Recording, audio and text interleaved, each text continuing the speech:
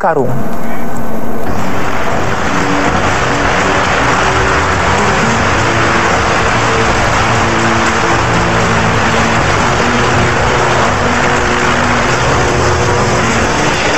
Ada ratusan tentara Amerika yang ikut dalam latihan bersama dengan tentara Indonesia di Pantai Bandungan, Situbondo, Jawa Timur baru-baru ini. Dengan membawa berbagai peralatan perang canggih, tentara Amerika berupaya menunjukkan tingginya kemampuan militer mereka.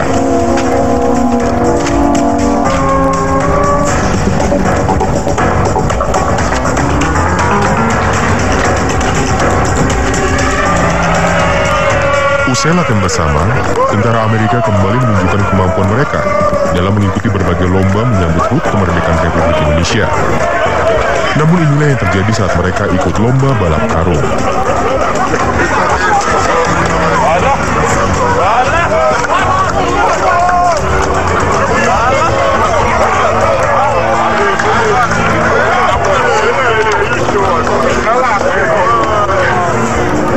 Atau ikut lomba mafiak panjang.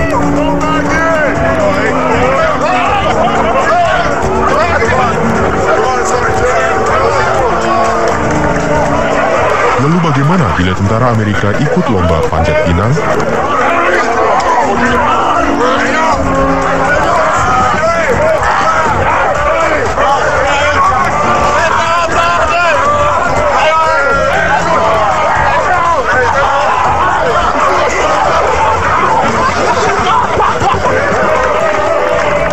Tentu saja berbagai lomba yang digelar untuk memupuk kekompakan antar militer kedua negara.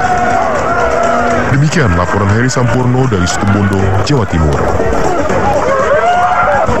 Miris, angkot pemantau pencuri kotak amal masjid di Parepare, Sulawesi Selatan dapat diringkus polisi. Ternyata pelakunya masih pelajar SMP. Miris. Inilah rekaman kamera pemantau atau CCTV Masjid Komplek Islamic Center Parepare saat pelaku pencurian kotak amal masjid beraksi. Setelah memastikan tak ada orang lagi dalam masjid, si pelaku baru mencoba menggasak isi kotak amal.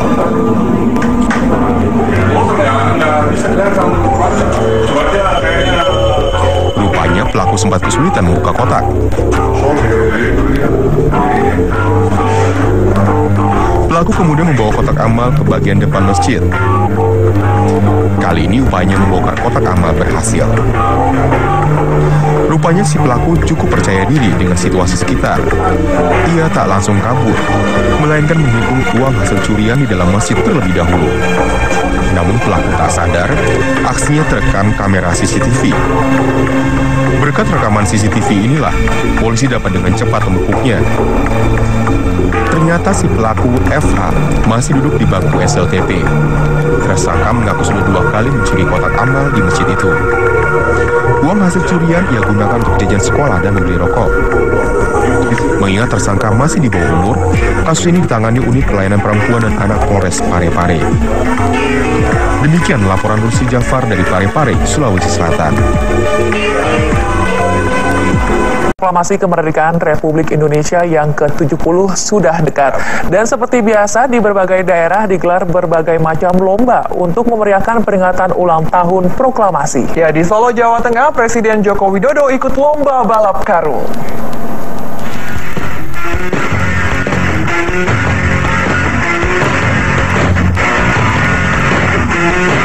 Acara Car Free Day atau Hari Bebas Kendaraan Bermotor di Jalan Slamet Riyadi Solo hari Minggu lebih meriah dari biasanya.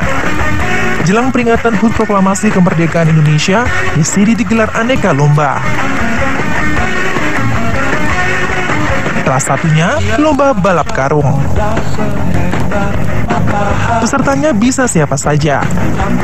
Tapi agar lebih meriah, para peserta menggunakan topeng tokoh-tokoh yang kerap menjadi inspirasi dalam membangun Indonesia.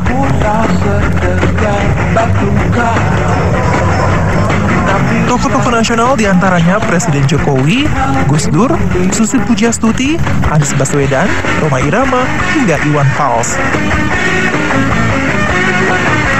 Yang usia 70 harus dirayakan dengan sangat-sangat istimewa.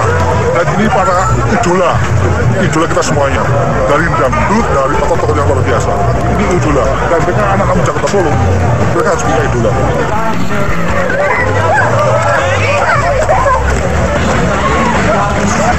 Saat lomba dimulai, para tokoh nasional itu pun adu cepat balap karung. Entah karena tuan rumah, Presiden Jokowi akhirnya keluar menjadi pemenang.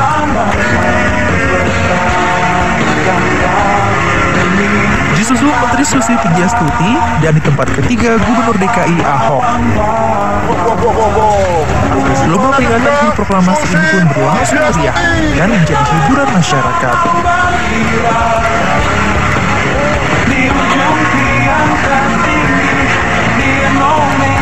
Demikian laporan Effendi Rois dari Solo, Jawa Tengah. Pedagang daging sapi Jakarta Bandung mogok berjualan. Pemerintah berupaya mengantisipasi dengan menggelar operasi pasar. Namun bagaimana dengan nasib pedagang bakso? Berikut topiknya. Puluhan pedagang daging sapi yang biasa berjualan di Pasar Palmerah, Jakarta Pusat memilih mogok berjualan mulai hari Minggu. Para pedagang memasang spanduk mogok berjualan selama 4 hari.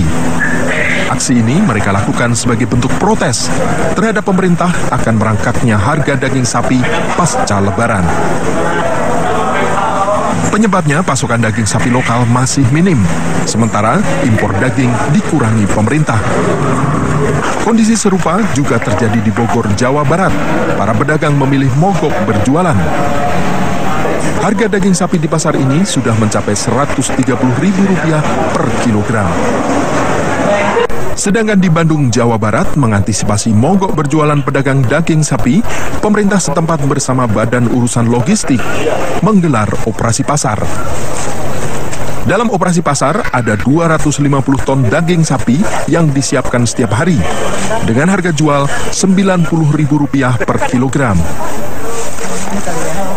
Yang saya tahu, pemerintah melalui Dinas Perdagangan Kabupaten, Provinsi, termasuk Kementerian Perdagangan, tidak ada perintah untuk melakukan mogok.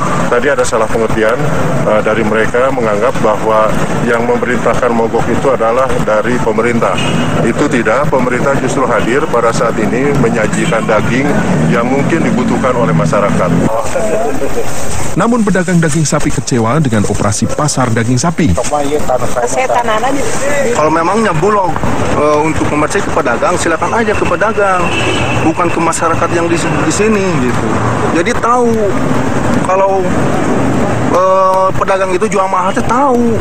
Karena kita berhenti jualan di sini daging, tahu-tahu di sini kan ada jualan pihak dari bulog. Jadi masyarakat, oh ini ada daging murah, ini daging murah. Itu. Jadi kalau misalnya pemerintah mihak ke pedagang atau mihak ke masyarakat pedagang, udah aja langsung ke pedagang. Dampak mogok pedagang daging sapi telah membuat pedagang bakso di Bandung cemas. Mereka mengaku memiliki stok daging sapi, bahan baku membuat bakso hanya cukup untuk 2 hari ke depan. Jika mogok pedagang daging sapi terus berlanjut, para pedagang bakso juga terpaksa berhenti berjualan dulu. Sebelumnya, pemerintah sudah berencana membuka keran impor 50.000 sapi dari berbagai negara. Namun, impor sapi tetap harus berdasarkan evaluasi Kementerian Pertanian. Demikian laporan tim Liputan Topik. Mengangkut rombongan pengantin terguling di hutan karet. Diduga rem bus blong saat melewati jalan menurun. Bus berukuran 3/4 dari perusahaan otobus Arisa Putra ini minggu siang terbalik di tengah jalan di kawasan hutan karet Desa Bojonglarang, Kabupaten Pekalongan Tengah. Sebelum terguling di tengah jalan, bus berisi rombongan pengantin asal Wonosobo yang dikemudikan Carito melintasi jalan menurun di Desa Bojonglarang. Namun saat berada di jalan menurun dengan tebing di salah satu sisinya, bus tiba-tiba mengalami rem blong.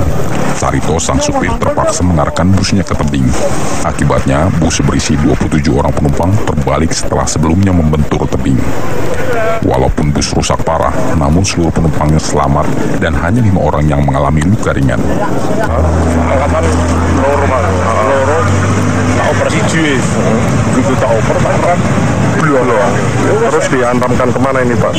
Ke kiri terus. Ke kiri ya, ketimbang nanti malah jadi fatal ya Pak? Iya. Bawa penumpang berapa Pak? Ya sekitar 27 lah, 27. Untuk tempat duduk sendiri berapa ini Pak? 27.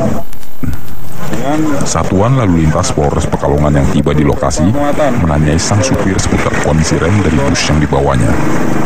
Akibat kecelakaan ini, jalur lalu lintas Pekalongan Banjarnegara sempat terhambat karena jalur tersebut adalah jalur utama yang kondisinya sempit. Demikian Otto Susilo melaporkan dari Pekalongan, Jawa Tengah. Kita